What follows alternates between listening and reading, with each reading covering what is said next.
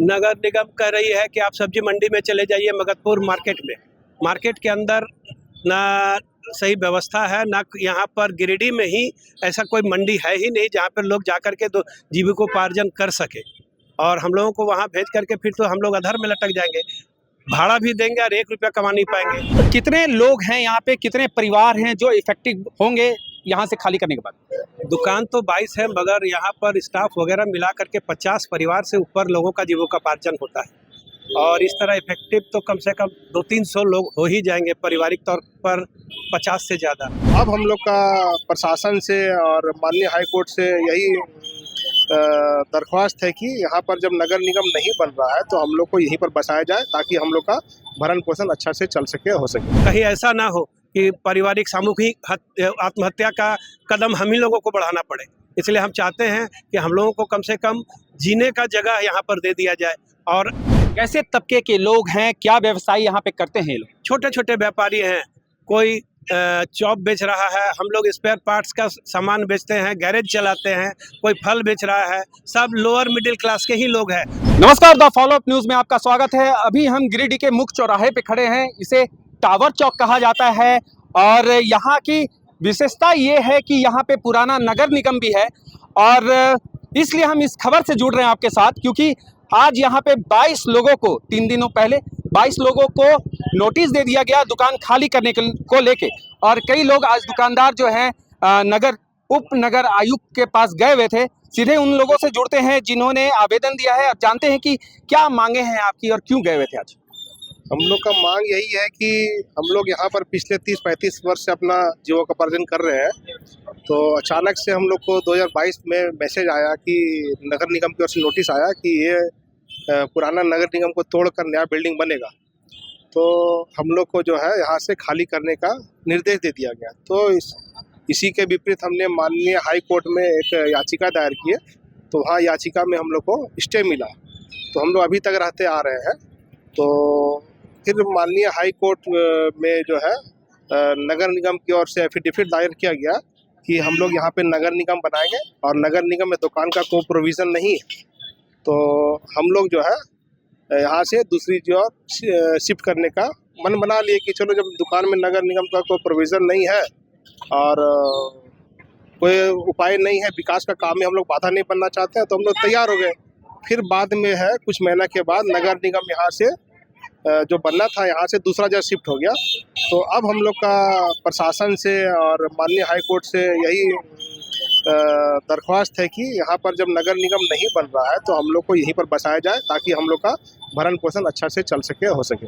चलिए, कितने लोग हैं यहाँ पे, कितने परिवार हैं जो इफेक्टिव होंगे यहाँ से खाली करने के बाद? दुकान तो 22 है, मगर यहाँ पर स्टाफ वगैरह मिला करके 50 परिवार से ऊपर लोगों का जीविकोपार्जन होता है। और इस तरह इफेक्टिव तो कम से कम 200-300 लोग हो ही जाएंगे, पारिवारिक तौर पर 50 से ज़्यादा। ऐसी स्थिति में खाने पीने की समस्या हो जाएगी, हम लोग कहाँ जाएंगे? इस उम्र में अब हम लोग को कहीं कोई काम का जगह भी नहीं है और क्या करेंगे? हम लोग तो मैंने चिंता से एकदम व्याकुल है, क्या होगा हम लोगों का। और कहाँ पे किया जाना है, कहाँ पे कहा जा रहा है कि आप लोग शिफ्ट कर जाएंगे? नगर निगम कह रही है कि आप सब्जी मंडी में चले जाइए मगधपुर मार्केट में। मार्केट के अंदर ना सही व्यवस्था है, ना यहाँ पर गिरिडीह में ही ऐसा कोई मंडी है ही नहीं जहाँ पर लोग जाकर के तो जीविकोपार्जन कर सके।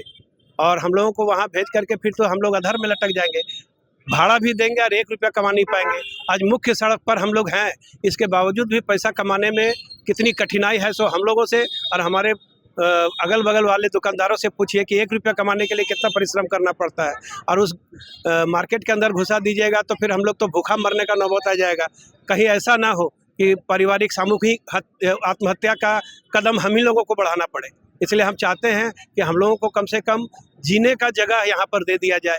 और 2-4-10 साल अगर हम लोग इस तरह गुजार लेंगे, बच्चे की परवरिश हो जाएगी, तब आगे नगर निगम जो चाहे सो अपना करे। फिलहाल तो हम लोगों को यहाँ जीने दिया जाए। कैसे तबके के लोग हैं, क्या व्यवसाय यहाँ पे करते हैं लोग? छोटे छोटे व्यापारी हैं, कोई चॉप बेच रहा है, हम लोग स्पेयर पार्ट्स का सामान बेचते हैं, गैरेज चलाते हैं, कोई फल बेच रहा है, सब लोअर मिडिल क्लास के ही लोग हैं, अपर मिडिल क्लास के भी नहीं।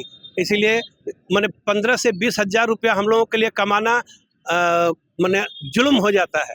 उतना चलिए, भी मान लीजिए कि एक खबर जैसे आ रही थी कि यहाँ पे मल्टी कॉम्प्लेक्स खुलने वाला है, इसलिए आप लोगों को हटाया जा रहा है।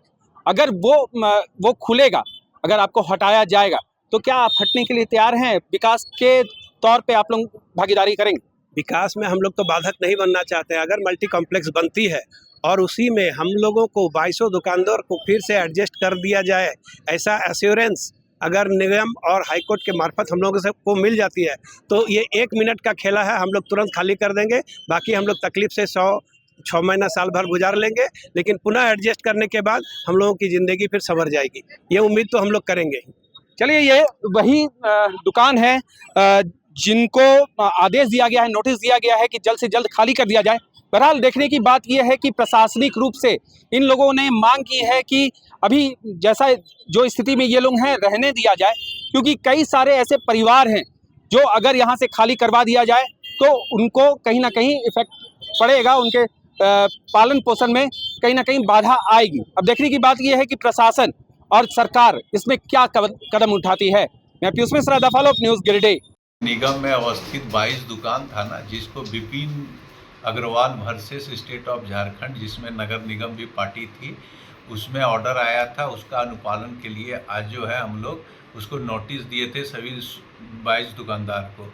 वो लोग उपस्थित नहीं हुए, तो उनके बगैर जो है हम लोग जो प्रक्रिया होता है उसके माध्यम से लॉटरी किए, पारदर्शी लॉटरी। उसमें सभी लोगों को बुलाया गया। एक कमेटी थी हमारी, उसके सभी लोग के उपस्थिति में प्रेस, मीडिया और स्वतंत्र हमारे यहाँ जो उपस्थित थे, लॉटरी जिनके द्वारा निकाला गया, 2 महिला के बीच में लॉटरी हम लोग निकाले। और जिसको 22 आदमी के लिए जो लॉटरी के माध्यम से जो दुकान आवंटित की गई है, उसको हम लोग मगधपुर में इन लोग का दुकान आवंटित कर दी है।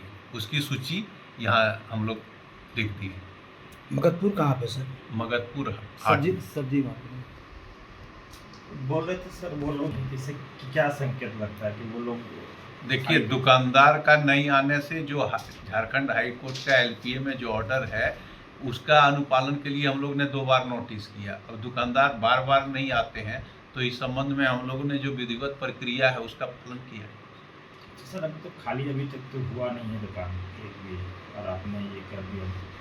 दुकान खाली करने का ही तो प्रोसेस है लॉटरी, इसको विधिवत आवंटित कर दिए। दूसरा 27 वर्षों के सफर में 17,000 से भी अधिक छात्रों ने डॉक्टर एवं इंजीनियर बनकर भरे सफलता की ऊंची उड़ान। जहां साधारण छात्र भी झारखंड टॉपर्स बनकर बना रहे इतिहास। दूरदर्शी शिक्षाविद श्री विपिन सिंह के मार्गदर्शन में मेडिकल एवं इंजीनियरिंग के लाखों छात्रों के लिए आशा की किरण के रूप में गोल, नेशंस लीडिंग इंस्टीट्यूट। सरकारी परीक्षा की तैयारी का सबसे भरोसेमंद नाम NIBM। अच्छा कोचिंग ढूंढ रहे थे तो फिर गूगल में ही बताया कि यहाँ का रेटिंग भी बहुत अच्छा था। पुरुलिया से आए हैं यहाँ पर कोचिंग करने के लिए। NIBM के बारे में मेरे एक भैया हैं जो पिछले साल ही बैंकिंग यहीं से प्रिपरेशन किए और इस बार IBPS PO में सिलेक्शन लिए। मेरा अभी फाइनल सिलेक्शन हुआ है RRB PO में, उत्तर बिहार ग्रामीण बैंक में। मेरा फाइनल सिलेक्शन RRB PO में हुआ है। NIBM, thefollowup.in, like, share and subscribe. www.thefollowup.in